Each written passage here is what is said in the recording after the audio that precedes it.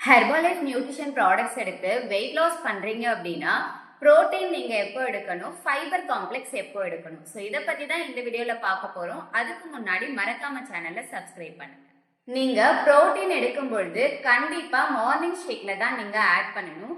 ஏன் அப்படின்னா உங்களுக்கு ஃபுல் டே இருக்கிறதுனால அந்த புரோட்டீன் ஈஸியா டைஜஸ்ட் ஆகுறதுக்கும் உங்களுடைய பசியை கண்ட்ரோல் பண்றதுக்கும் டே ஃபுல்லா ஆக்டிவா இருக்கிறதுக்கும் ஹெல்ப் பண்ணும்.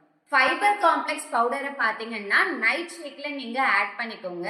ஏன்னா நீங்க நைட் ஷேக் எடுத்துட்டு ஒரு மணி நேரத்துல நீங்க படுத்து தூங்கிடுவீங்க.